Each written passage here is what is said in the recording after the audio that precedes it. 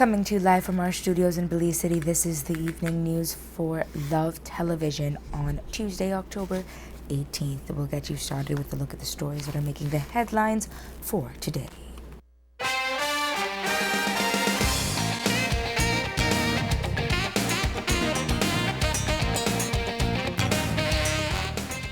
Teachers and strike, and the students will return to the classrooms on Wednesday. Minister John Saldiva placed on 1 week leave of absence while investigation into his dealings with Danny Mason takes place. Prominent attorney senior counsel Michael Young found dead inside his home. Belmopan City Councilor detained for allegedly forging mayor's signature on document. And we speak with one of the Toledo fishermen detained by Guatemalan naval authorities on a Monday. The strike has been placed on hold as classes are scheduled to resume tomorrow countrywide. The announcement was made today by the president of the Belize National Teachers Union, Luke Palacio, who was flanked by members of the union, including Keisha Young, the executive secretary. According to Palacio, majority of the district branches decided that it was time to return to the classrooms. However, he said this does not mean that everything is over. Palacio said that the BNT will act as watchdogs to ensure that everything that the government has promised to do is done in an appropriate time. Having polled our membership, we have determined that we have made sufficient progress as it relates to our 8 demands to the government of Belize that was sent to them in a letter dated September 12th. The membership has decided that we put the strike on hold and return to the classrooms on Wednesday, October 19, 2016, while we keep a watchful eye over the execution of the agreements reached. The BNTU remains committed to our good governance and respect for the workers' agenda and reserve its option to re-engage industrial action if necessary. And the vast majority of the branches have voted to support this press release that we have issued. And so, yes, we definitely have the majority of the branches. And the one branch that sort of indicated that they were not too prepared to do that have also told us that they will go with what the majority of the branches would have said. And so basically, yes, the decision is by the majority of the branches. Sir, how would you answer the assertion that it was never about country but all about the tree? Because 2 recent meetings were held with the Prime Minister. The BNTU held on its own that went throughout the night, the evening, and that was based on good governance. After that meeting, the BNTU decided to stay with the strike. Then a second meeting was held with the Prime Minister with the joint negotiating team about the 3% specifically. And after that meeting, it was decided to put the strike on hold. No, you people have it all wrong.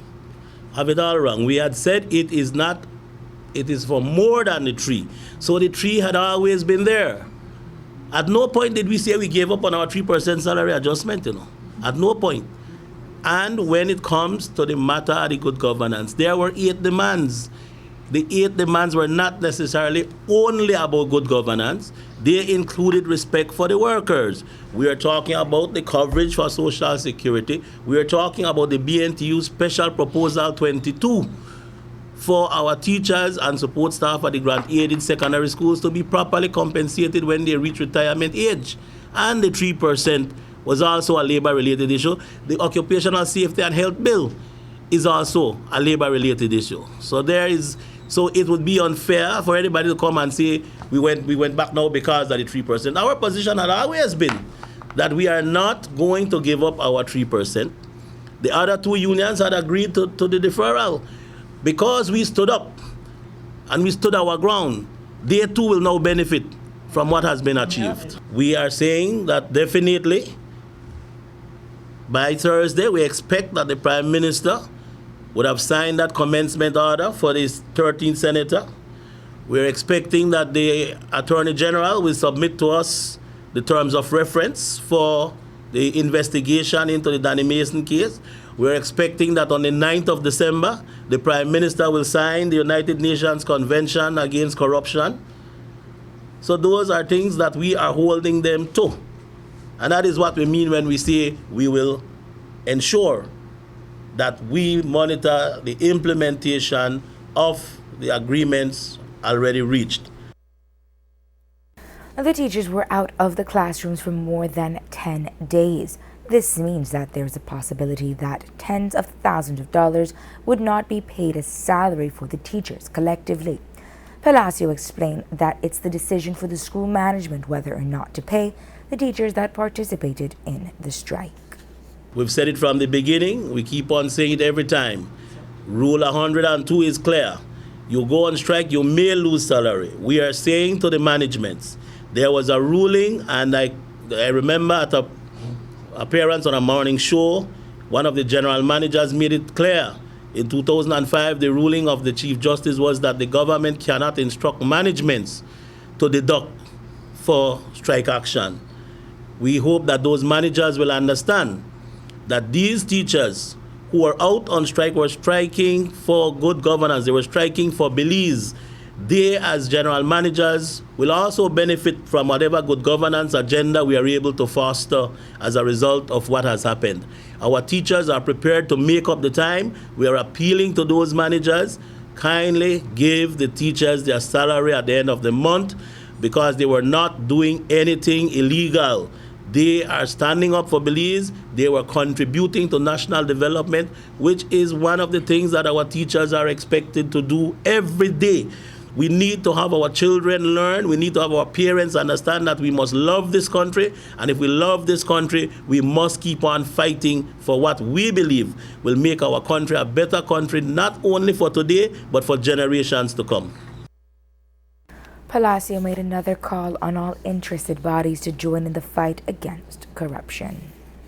BNTU submitted those 8 demands because we believe that those are demands that affect us.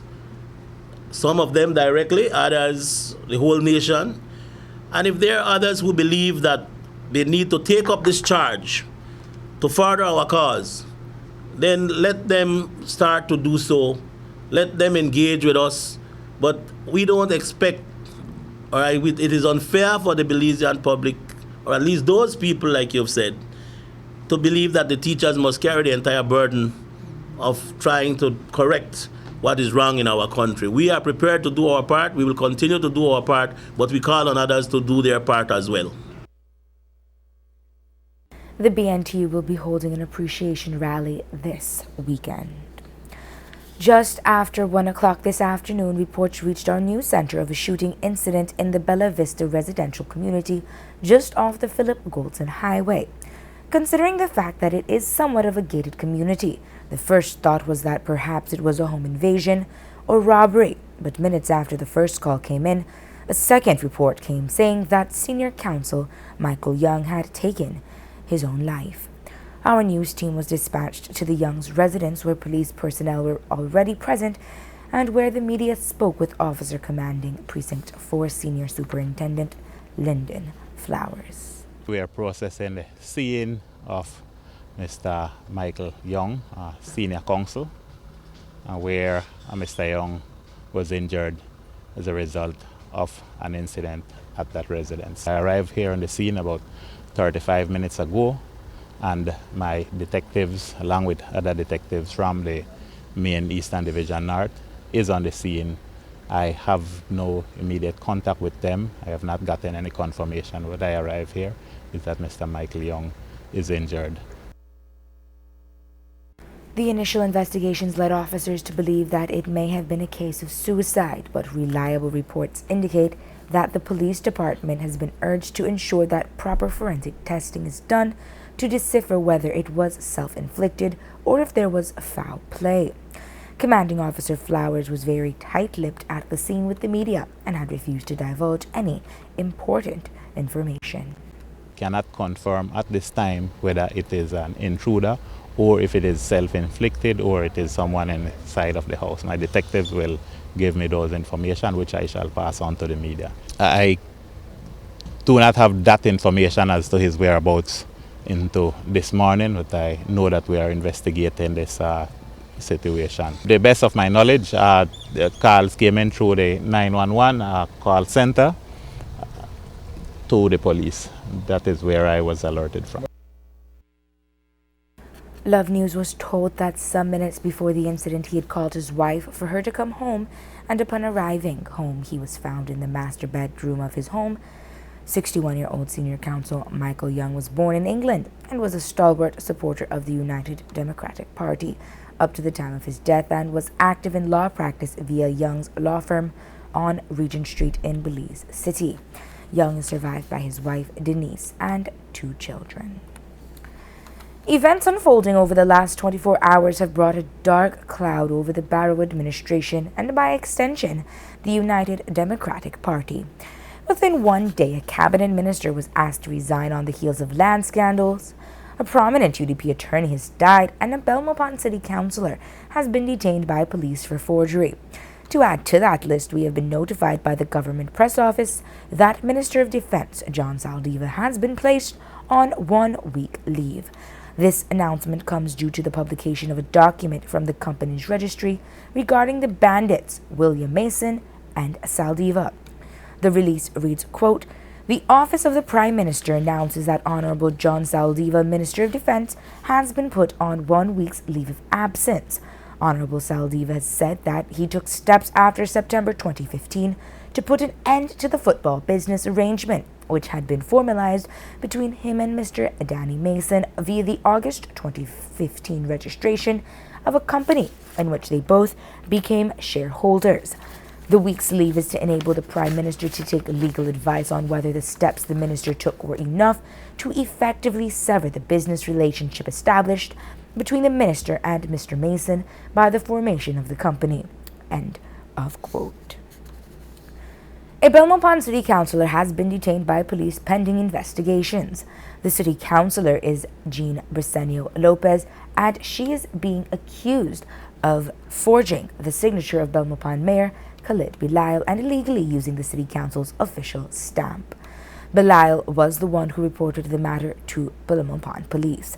Belail was presented with a document on which his signature and the council's stamp appeared. A release from the Belmopan City Council states, quote, "Based on this revelation, Mayor Belail immediately informed Belmopan police of this irregularity." End of quote. The release does not reveal what led Belail to accuse specifically Briceño Lopez of committing the wrongdoing. While police investigate the matter, the councillor has been relieved of her portfolio. Residents of the Toledo district have expressed concerns after 6 Belizean fishers were taken yesterday into Guatemalan waters by Guatemalan Marina military personnel. Correspondent Paul Mahon spoke with one of the fishermen. The 6 Belizean fishers, including 5 males and 1 female, believed that they were fishing in Belize's southern waters when Guatemalan Marina military personnel in 2 Guatemalan sea vessels came into Belize's waters and towed them away into Guatemalan waters nearer to coastline Guatemala. One of the 6 fishers, Kelton Coleman, spoke to Love News of the incident at sea. Just went to fishing, was having a nice day catching fish, and we saw the big Colombian boat. They came out to us, a Guatemalan boat, and they said we was 3 miles out our restriction area, and they towed us and they put us on the top of the boat, and then they just hold we for approximately 5 hours, and after that, say an hour after, they let us go. Did they take you on land to Guatemala? No, Livingston Barriers? No, they don't take us on land. They take us on the war boat, on the war ship. Do you have anybody else beside you out there? It was 6 of us on 3 vessels. Apparently, your last communication with folks in PG, what happened? No, because when they come from Belize to the Guatemala side, so we lose service when we hit the Guatemala side. Before they release you, what warning did they give you? What did they say? They was talking Spanish, I never really understand, but they take a picture of you and they make you sign a book and stuff like that. So as far as you know, you were never in Guatemalan water. I was in the Belizean side, Belizean water. Have you ever fished in that area before? Yeah, I always go fish there. Occupants in one of the 3 Belizean boats were Kelton Coleman and Eric Foster, while in the second boat were Winston Thompson and his wife, and in the third boat were Harrison Coleman and Larry Leslie. While all 6 Belizean fishers returned safely to Punta Gorda later on in the evening, concerns remain high regarding what is believed to be the illegal entry of Guatemalan marina vessels and Guatemalan military personnel into Belize's waters to tow away the 6 Belizean fishers out of Belize's waters into Guatemalan waters.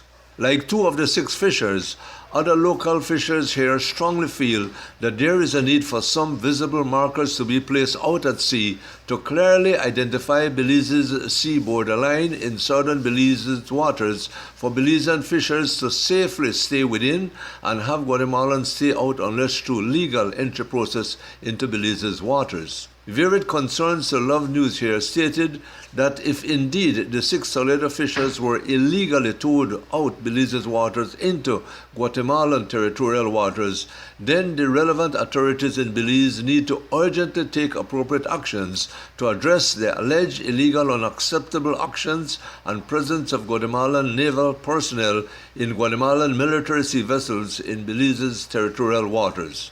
This report is sponsored by Golden Stream Spice Farm, which produces and offers high-quality and locally produced spices, including genuine Malabar black pepper. Contact phone number 670-1338. Reporting for Love News, Paul Mahone, Punta Gorda.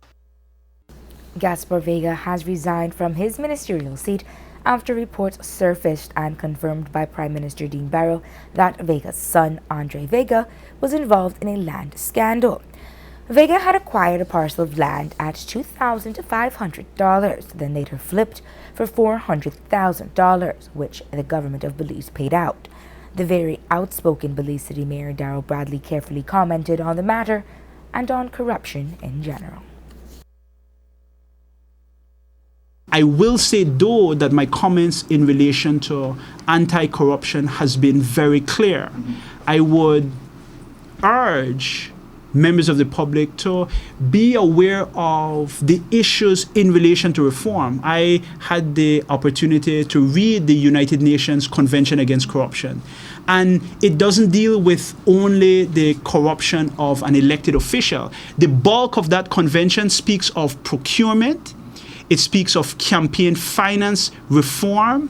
It speaks of controlling the actions of public officers, so that there's a significant portion on that. So that in terms of dealing with this issue in a one-off area, we've had instances of corruption. We in the public, the media, the private sector, elected officials, even private citizens, you need to deal with corruption in a comprehensive way, and reform needs to be comprehensive. I don't want to make a comment because I don't know of the specific circumstances.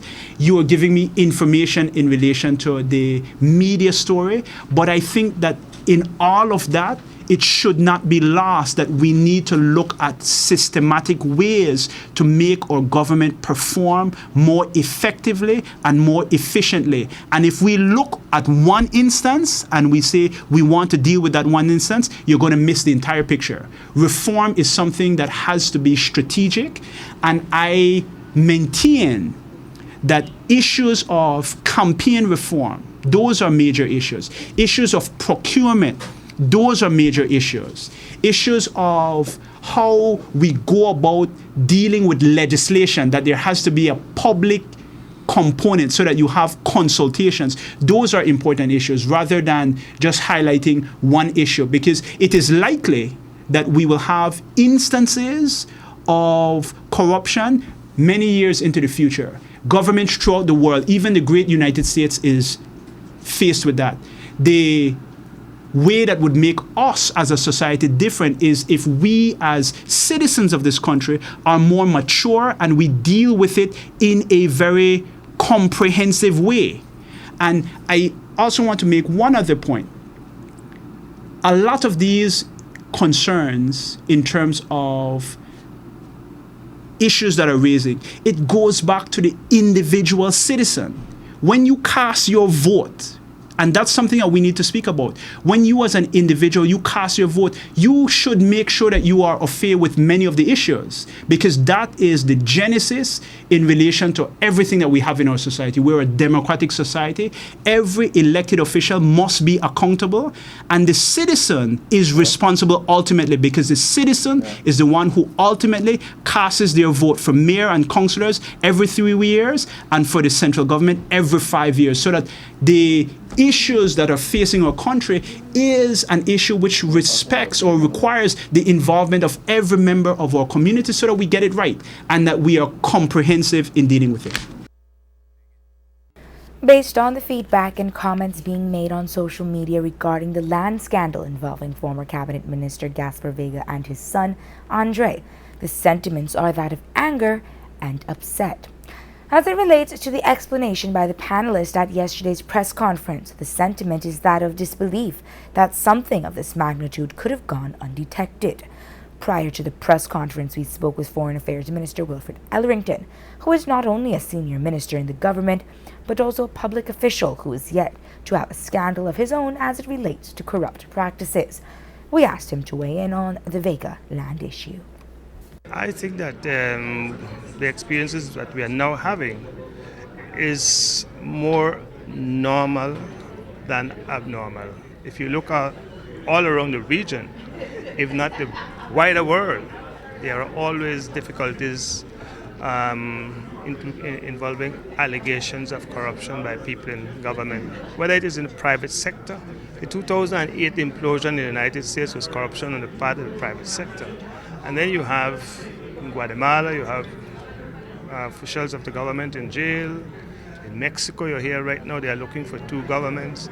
In El Salvador, I think the former president had to seek, or it was alleged that he was seeking asylum in Nicaragua, so that there are always these allegations that take place in government. And it's nothing new, and I do not think it's anything that is going to stop immediately. I think that, particularly in the case of Belize, we are a new and young and emerging nation. And I think that it will take time for institutions to be strengthened, for all our politicians to respect our institutions and to know what the law is and to follow the law. But sir, aren't you the least bit disturbed as to the negative optics, for lack of a better word right now, that it lends to the Barrow administration, which you are a part of, and as well the UDP? We are all concerned about anything that is negative affecting the country. That is the responsibility of public officials. We have got to be concerned, and to the extent that we have got to deal with it, we have got to deal with it. And I don't think that the Prime Minister has shied away from dealing with matters of this nature. It's not pleasant, but he doesn't shy away from dealing with it. He deals with them as he has to. With Vega's resignation, the Prime Minister is yet to name a new Minister of Agriculture. As we mentioned earlier, teachers will return to the classrooms tomorrow. In the days leading up to the teachers' decision, some parents had expressed concerns on the prolonged strike. Yesterday, about 20 parents staged a demonstration in Santa Elena town in the Cayo district. Their demonstration led them in front of the Santa Elena Roman Catholic School. When the group arrived in front of the school, they noticed that the gates were padlocked. The demonstrators then proceeded to break the locks and entered the school's compound. Several police officers were present but did not attempt to prevent one of the demonstrators from breaking the locks. In fact, one police officer merely warned the chairman of the United Democratic Party, Alberto August, that they were damaging private property. The warning fell on deaf ears and the protesters marched into the compound. August explained why the locks were broken. But it's just that the concerned parents of the students attending school have had enough. They want their children to go back in school where they belong. Thank you. Why the key was broken by the door? No, because it is illegal. It is illegal for anybody to keep the school locked. Once there are some teachers who want to go in there, that is contrary to the ILO convention. You must not restrict those teachers who are not striking from entering to the school. That is one of the reasons why the parents decided they are going to block the lock. And we are going to have, they're going to hand the key now to the school warden. So when the teachers come, they can open the door. Is it against the law to break the lock? It is against the law to have the school locked. The school is open now. The school wardens have the key. Whenever the teachers come now, they can go and open the lock and allow the children to go to their classrooms where they belong. A demonstration comprised of parents was also held in Orange Walk Town yesterday. Yesterday, after the Attorney General had laid out the facts surrounding the parcel of land near the Hullover Bridge that costed the government $800,000 in compensation payments, we asked the Prime Minister, who also holds a finance portfolio, to kindly explain how such a payment could have gone under the radar and to explain how the system works when it comes to compensation for lands. Here's how he responded. There has been this huge compensation bill that's existed for ages, certainly from the time I first got into government. It must be now close to $100 million.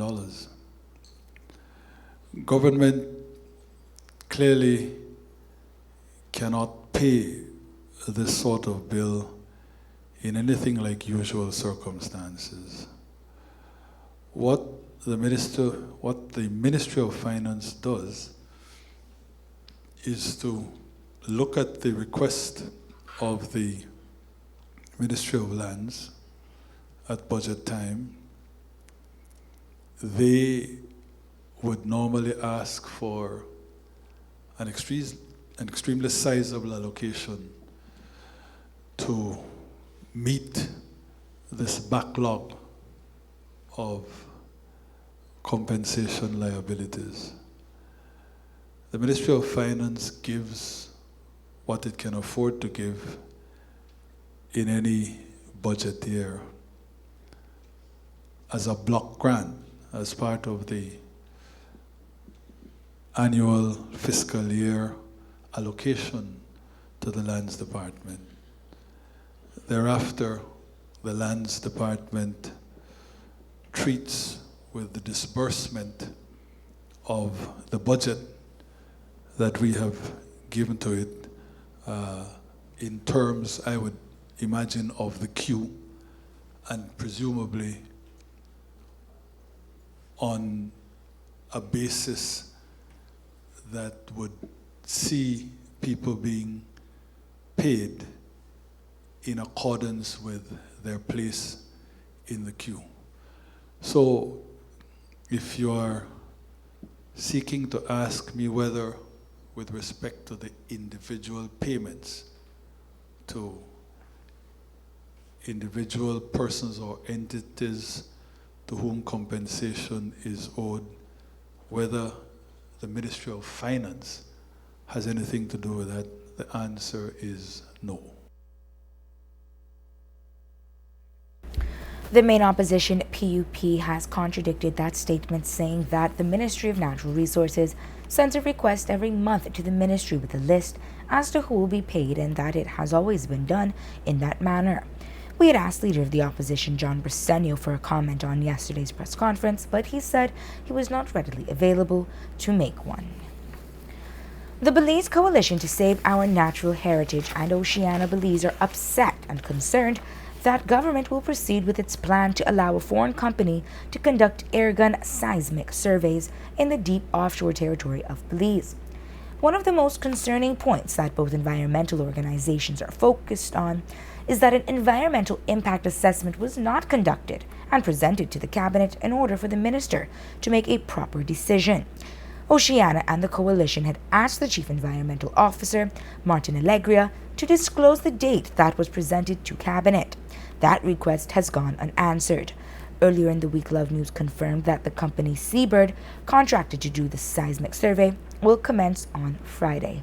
The coalition considers, quote, the lack of public disclosure regarding an activity that will cause inevitable impact to our shared marine resources and irresponsible omission and a gross disrespect to the more than 190,000 Belizeans who economically depend on coastal and marine environments, end of quote.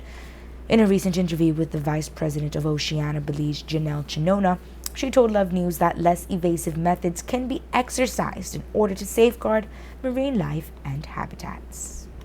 The very basis that we were told that both these surveys were designed to do was collect data, because the data does not exist.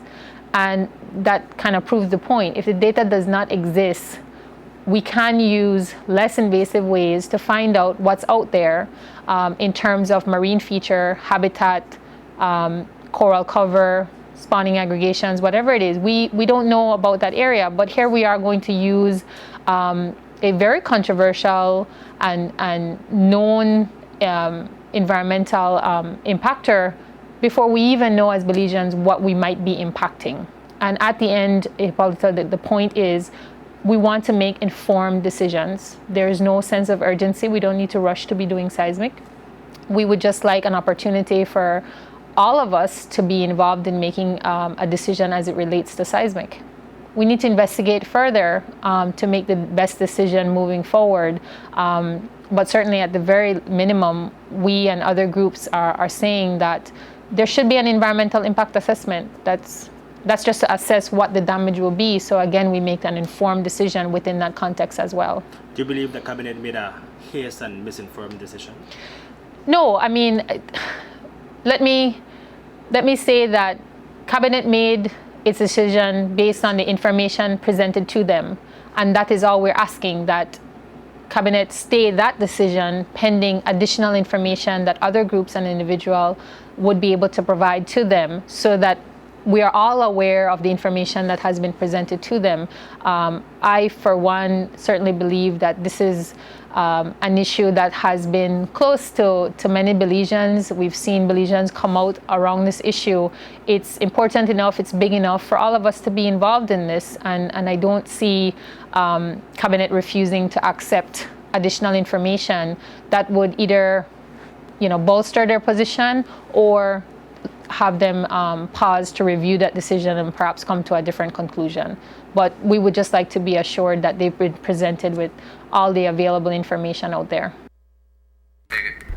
The Ministry of Economic Development and Petroleum released a statement this morning in which it informs that it will be conducting a regional seismic survey in the deep offshore territory of Belize, east of the Barrier Reef, and in the Exclusive Economic Zone, EEZ, excluding all marine protected areas as well as all areas banned from petroleum exploration, which includes the Barrier Reef, the atolls, and all World Heritage Sites, with the 1 kilometer buffer around all these areas.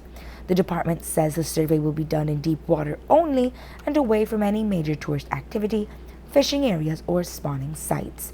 Chief Environmental Officer Martin Alegria explained why an environmental impact assessment was not conducted. Well, the Department of the Environment got a proposal as per procedure where you have a concept of an undertaking, be it petroleum, residential, tourism, that's why it starts. And so we look at it from various angles to see or to determine based on law and the scheduling of the EIA regs if it requires an EIA, if it falls under Schedule 1, no? If it falls under Schedule 2, which is may or may not require an EIA, based on the details or none at all. Also based on precedents we have had in the sector or the industry or the type of project. So we did get something from Petroleum and Geology as the interested party that is working with these.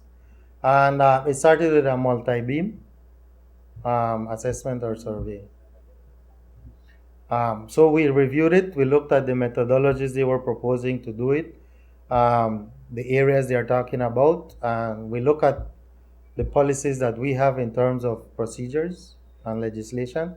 And we understood that 1, it was a non-intrusive type methodology. 2, it was far outside any protected area, marine reserve or so on.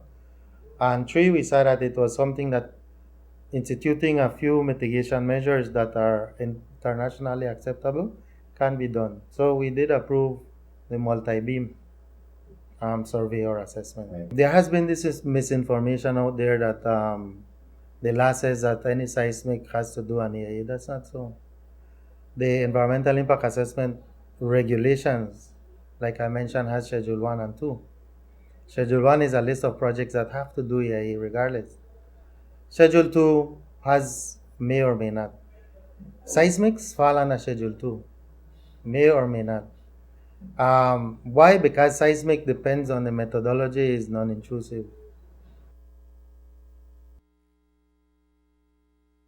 The Ministry of Economic Development, Petroleum, Investment, Trade and Commerce has refuted claims made by Oceana stating, quote, "The planned offshore seismic survey will be carried out using an acoustic source as the energy source for the mapping of the subsea geology. This acoustic source is directed downward to the sea floor. The sound is short-lived and it decreases rapidly in energy away from the acoustic source. While it may cause temporary disturbance to marine life within the immediate area, it has not been proven from scientific studies to cause any significant, long-lasting, widespread environmental and economic impact to the marine environment as Oceana claims." End of quote. Over the weekend, Oceana Belize held its annual Wavemaker General Meeting in Belmopan. According to Vice President Janelle Chinona, this year's AGM came at a critical time in Oceana's campaign against offshore oil activities, given Cabinet's recent approval of seismic airgun testing in Belizean waters, without the benefit of an environmental impact assessment. During the event, several wave makers were awarded certificates of appreciation for their sensational support for Oceana's campaigns and initiatives over the past year. Oceana was able to recognize two 2016 Wave Makers of the Year, both from the island of San Pedro and Burgess Key.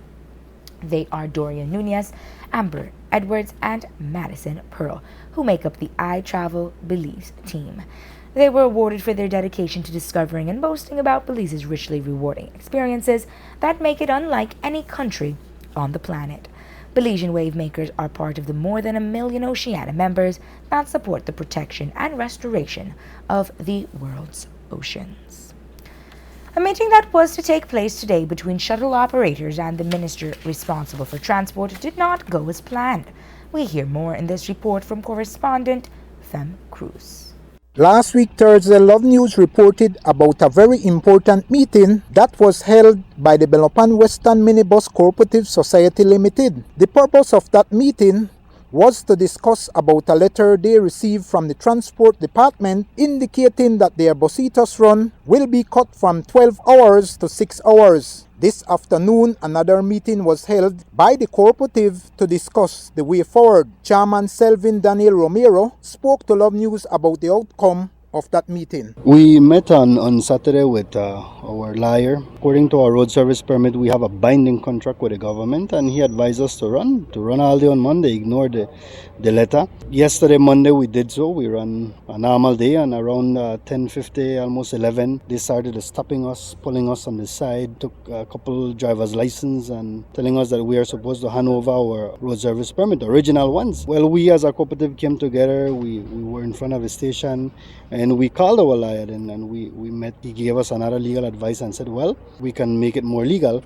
But not too long after, they mentioned to us that we were going to have a meeting with the minister today. But before that, we met as a group. Again, the lawyer advised us, you know what, he has to send you a letter, an invitation, not by word of mouth.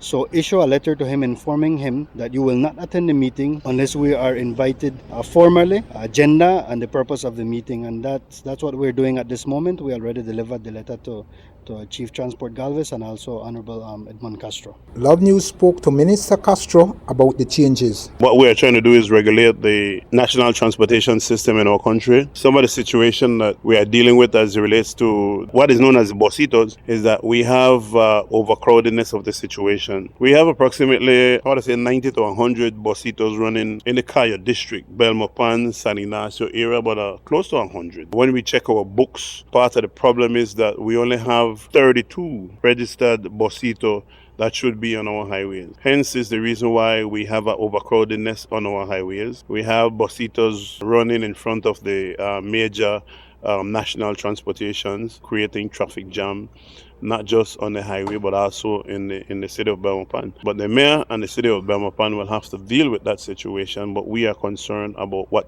happens on our highway and our road network in the country.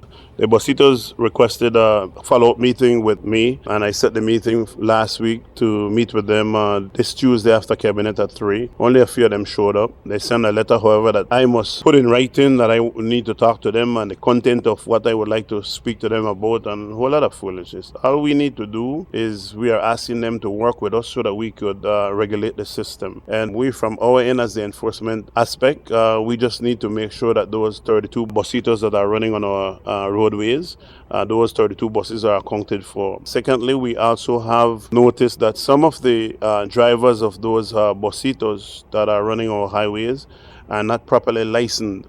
Some of them, their license are not designated to operate a omnibus, to operate public transportation. So we have to look at all these things so that we could deal with it now. This is Brother Fem Kush reporting from the nation's capital city, Belmopan, for Love FM. Being a law enforcement officer may be deemed by many as just another form of employment. And while the Belize Police Department has been strained with cases of police abuse and corruption, there are many passionate and efficient officers who take pride in what they do. Today, Love News encountered two of them at the Eastern Division North, honored two officers for their outstanding performance. HPESOJ Fiso Bevins is a special constable who has been awarded multiple times for his commitment and dedication. Despite the recognition, Special Constable Bevins says he will continue to perform. It's 7 years now, and I haven't regret serving the public in another aspect. I love meeting people, deal with people, helping people, because in this line of duty we are supposed to protect and preserve life and property, and I take that very seriously as I go about my beat every day. And it takes determination, dedication, desire and discipline to do all these things. Like the Apostle Paul says, I have fought the good fight, I have kept my faith, I have kept my course. What is stored for me is the crown of righteousness, which the Lord thy God has prepared for me. For you to win the prize, you must run the race. And that's exactly what I do every day in my work. I work that one day my boss will recognize my good work like what they did today, and I really appreciate it. It makes me want to strive and work harder, that one day maybe, if God's permit, I might be wearing stripes on my shoulder. Also awarded this morning was Woman Police Constable Charlotte Andrews, who was attached to the prosecution branch. Andrews gave her when she spoke about her experience as a police woman and took the time to render some motivational words to her colleagues. Evidently, you have quite a passion for what you do. How do you help those around you, your fellow officers, your colleagues, in terms of trying to instill that very same passion, that very same energy when carrying out their duties? It's not an easy task, I would say, but once you work around me, you have to move, because when I move, you got to move. It takes two of us to work together. And sometimes they will tell me, I'm not on that. I don't want to do that today. I don't feel like working today. But I said, what's the purpose of collecting your salary if you're not going to work? They say that you are a religious fanatic and you are a person that you take the job to heart. I said, that's the purpose why you become an officer in the first place, that you will strive to do what is right in the eyes of the people. When you swore in as an officer, you say you would do your duty without fear or favor, without ill will, contentiously and expeditiously to the best of my abilities, so help me God. Means that I will do my job without fear or favor. You don't have to pay me or give me anything down the road, down there, anywhere, that I will do my duty. I do it because I pledge that allegiance that I will do it without ill will. Means I won't have any kind of grudge in my heart when I'm doing my duties, because you have break a law and therefore you must pay the price. That's what it's all about. That was Special Constable Bevins, who is attached to the tourism police, and he was speaking of some of the challenges that he faces with some of his colleagues in the department. Also awarded this morning was Woman Police Constable Charlotte Andrews, who was attached to the prosecution branch, and she spoke of her experience as a police woman and took this time to render some motivational words to her colleagues. Working at the court, I'm working with criminals, and it's very hard because I'm talking about people who are on remand for murder, who get convicted for murder, still going to court. It's very hard dealing with these people, but I believe understanding is all. I try my best to work with them and to be nice with them because they are human beings. So I try. Being a police officer, sometimes it's very hard, it's challenging, but I love my job. And hey, this is what pay me, so I have to love doing it. I will never stop work hard until I leave this job, because if you're a police officer, it's like 24/7 you're working, so I cannot stop. Being a police officer, I think, is one of the best things that you can achieve in life. And I think just being honest, being an honest person, you can do the job. Because if you're honest, I believe you can make it anywhere. So just continue to push. Hey, I am still a constable. That doesn't mean I don't work hard. I work very hard, and I will not tell anybody just because you don't have a stripe on your shoulder, you don't work. You still continue work because, hey, it's a job, you're getting paid for it. And we have to secure our citizens out here. So push.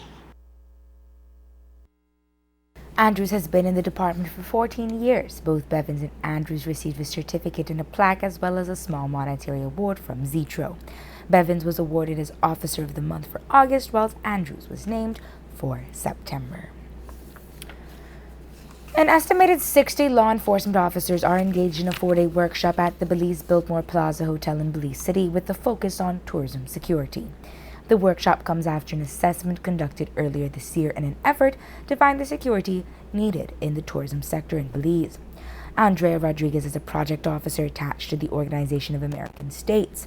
According to Rodriguez, the OAS is looking at security holistically.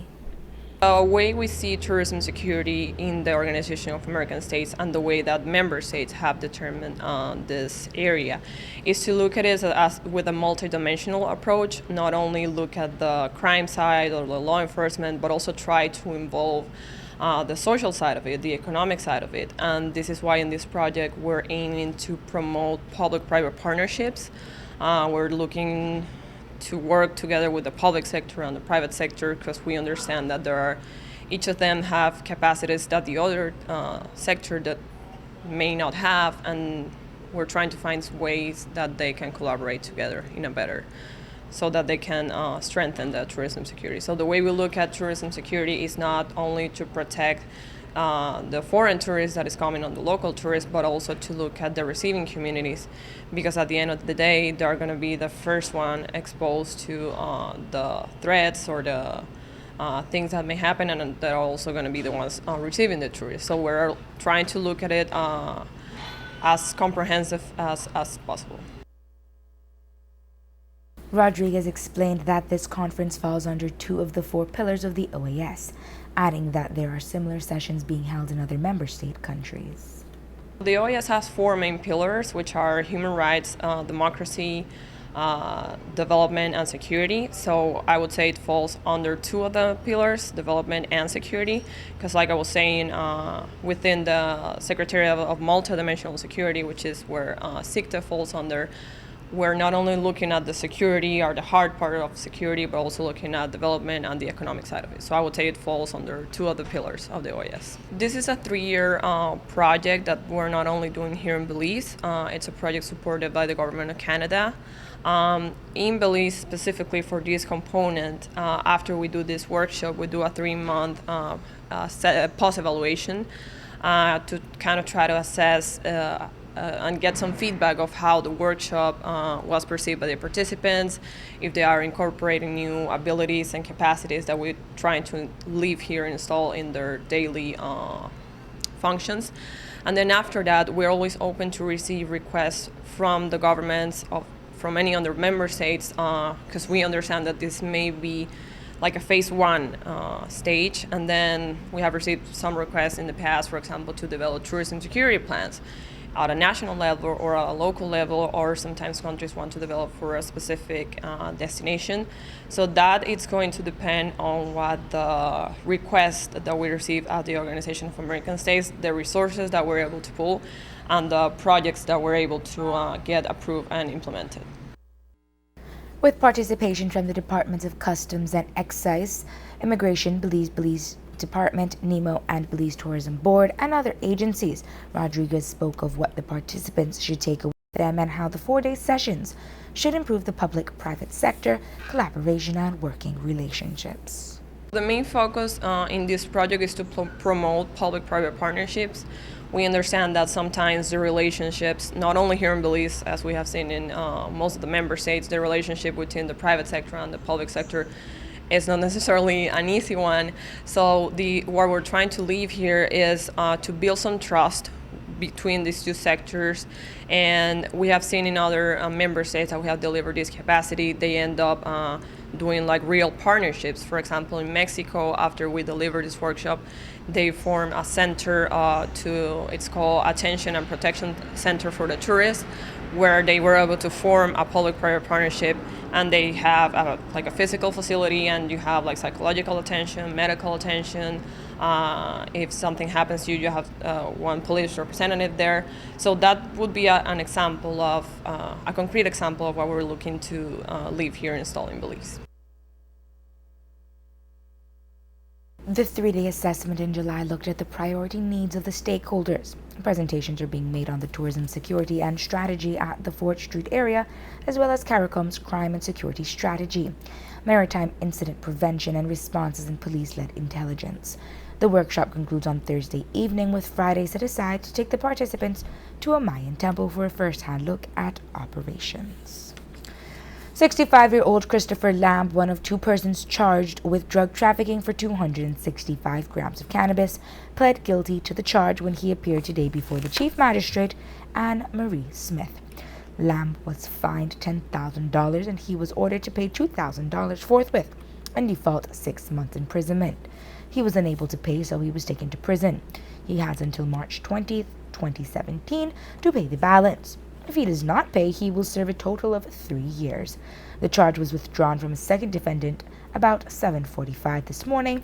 The police conducted a search at Lamb's residence located in the Gungalung area, which resulted in the discovery of 6 black plastic bags containing cannabis amounting to 265 grams. The yellow pages seen in every publication of the annual telephone directory is not going anywhere anytime soon, but according to Anna Marie McCulloch of Global Directory, the marketing services and tools are being enhanced to match the rise in online searches and dependency. Adding to their advantage is a partnership with Google, which McCulloch says is an advantage in the region. We asked her to speak to us on how Global Directories works and what are the advantages for business owners. Whilst the print product will not go away anytime soon, we know that more and more people are connecting online. So with the digital products that we offer and connecting, being partners with Google means that we can get you higher up on the page when you're doing Google searches. Customers don't want to scroll down to the bottom of a page. They don't want to wait too long to find your advertising. So the customers who get the most benefits are the ones who are featured at the top of the page if you're doing any search. Being a Google partner sets us aside from everybody else who is doing the marketing here in Belize and the region. You know that some customers coming to Belize or tourists coming to Belize, before they land on our shores, they have already booked whatever tours, hotels, or restaurants that they would want for their trip. We put you in the position that when somebody is searching for your product or service, that you are one of the number 1 choices for them to find you. And more people are realizing that the way to go is through digital marketing, targeted marketing for when you need a business or service. The presentations looked at new approaches to search engine marketing as well as mobile applications. Today's workshop is one of the 2 being held in Belize. We have Rashid Gervan, who is a digital specialist for Global Directories. He's based in our Global Directories office in Jamaica, but he has over 12 years experience in digital marketing across the region. We also have one of our partners, Gabriel Parra, who is one of the Google representatives here. And we're hoping that at the end of this conference, we know that at the end of this conference, people will be able to understand how to present their business in such a way that they expand their reach and they their business internationally and locally. We have business owners, we have some customers who are with us, but it's mostly business owners, marketeers, and anybody who understands the importance of digital marketing. We have over 161 persons registered for the Belize City conference, which is today, and tomorrow we move to San Pedro. We have already over 50 persons or businesses registered for the one in San Pedro. Global Directories is headquartered in Jamaica with representation in 17 Caribbean countries. Our thought conditioner for today is from Steve Maraboli. It reads, quote, "We all make mistakes, have struggles, and even regret things in our past. But you are not your mistakes, you are not your struggles, and you are here now with the power to shape your day and your future." End of quote. This has been the Evening News on Love Television, and we invite you to log on to our website at www.lovefm.com for transcripts of our news stories. We thank you for joining us. Have a safe and enjoyable week. I am Taryn Butcher.